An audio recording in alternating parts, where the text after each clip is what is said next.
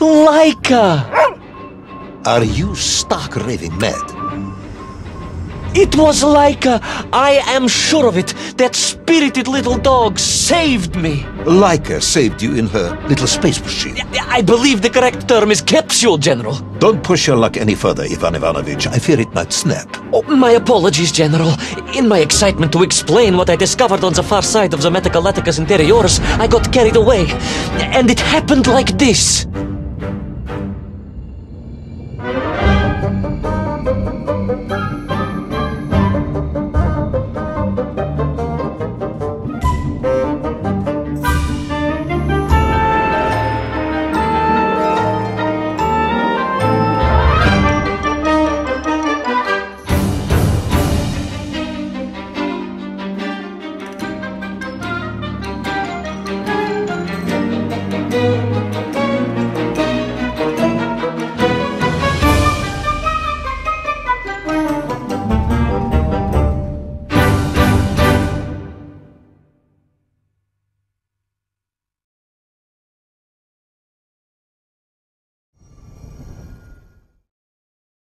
A rocky moon. It's the center of the Earth. The source of all creation, General. A place where time flowed like rivers, and boulders of raw matter rained like comets upon the cratered rock. Another miraculous escape from death. Another happy accident. It was no accident, General. Laika took me there entirely deliberately, I'm sure of that.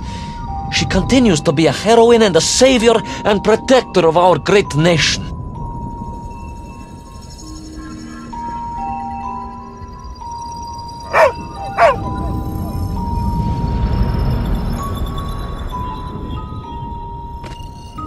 Laika died in orbit. No, General, she did not.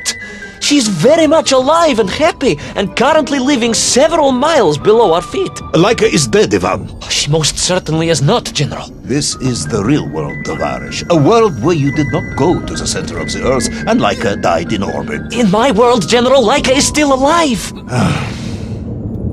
A better world, some may argue. Very well.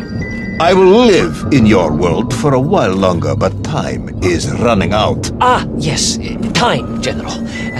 I was just coming to that. There in the distance it stood, enveloped in a mighty time storm. The world clock, General. The beating heart of all history. The axis mundi, the pillar of the world. Not enough to conquer Russia by drilling back to the surface with his magical mind-controlling atomic radio set, then? No, General. You see, what if he could fuse Little Orpheus directly with the world clock? Then his message would radiate with every tick and every talk. He would not simply be the Tsar. He would be the Tsar of all time, the eternal tyrant. The literal incarnation of everything our glorious revolution stood to overthrow.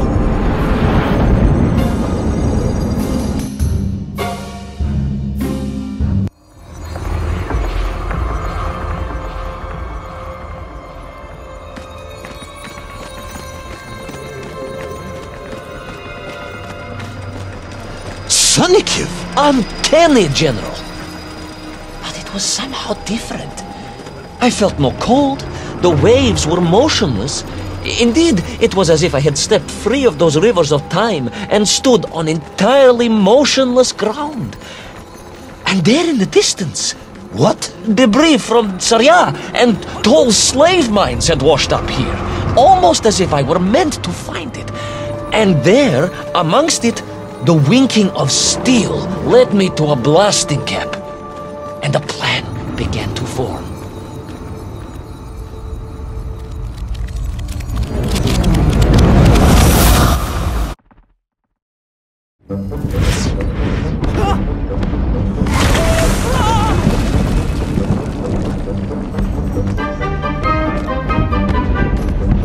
The terrain was ferocious.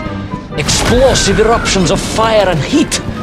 Thunderous emissions and lethal gases. Much like your cousin Pavel, perhaps, as a result of consuming all of those stolen eggs. Aha! General, you have been listening after all!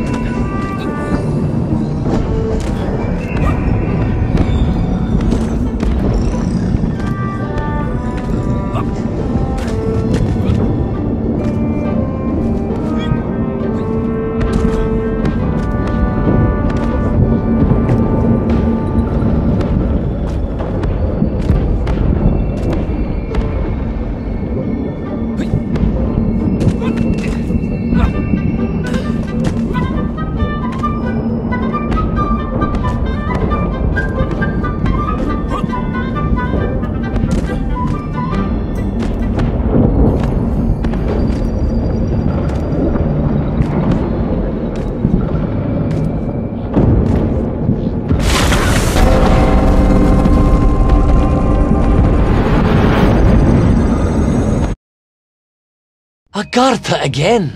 But why? You are stalling, comrade. The clock is ticking. Tick-tock, tick-tock! Of course! In a flash of inspiration, I understood. It was all wrong, you see, General. That we can agree on. We should never have gone to the center, because without Little Orpheus, Toll could not have become the tyrant he had. The rocket drill was his means to reach the world clock, but it was Little Orpheus that enabled him. And the time itself, the world clock itself, was determined to make matters right. With a little help from you, of course. Merely a simple pawn in a game played upon a cosmic scale, General. But a pawn who understood that he was being given a second chance to grab a chunk of the explosive resin that wondrous city was built upon.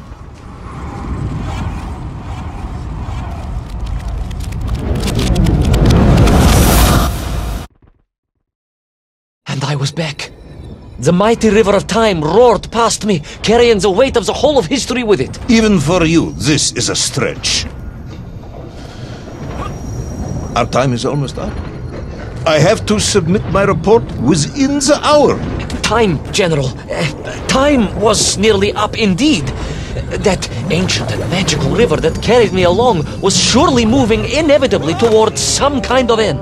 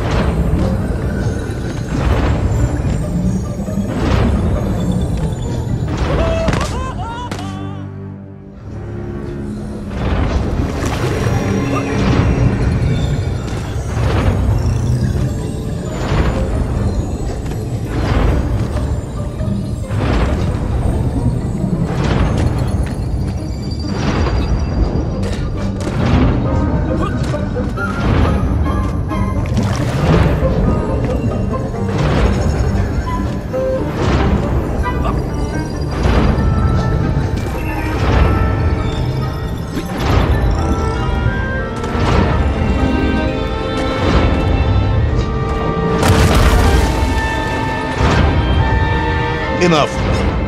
No more Privalov. No more stories. No more lost worlds and space dogs. I'm full of it. It is nearly midnight, and you have not given me the adequate explanation for the whereabouts of Little Orpheus and the atomic bomb. But, General, I am about to tell you what happened when I finally caught up with the villain Toll. I do not care, Tavarish. I simply do not care. You have worn me down, and it is time to call a halt to this. I bear you no malice, comrade. In many ways, I admire you, but time is running out. Yes, General, yes. Time. Because it was time itself that suddenly appeared to be on my side.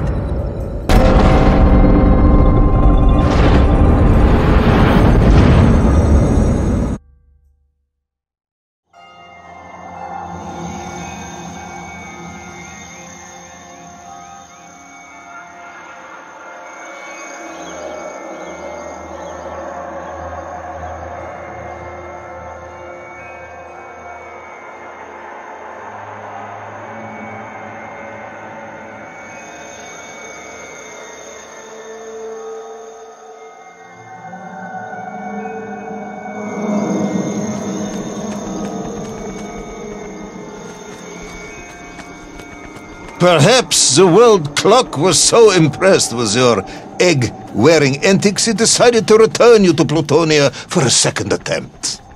I would strongly suggest you cut to the chase. The chase, yes.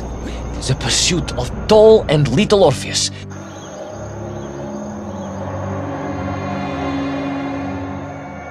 Perhaps the world clock was so impressed with your egg-wearing antics it decided to return you to Plutonia for a second attempt.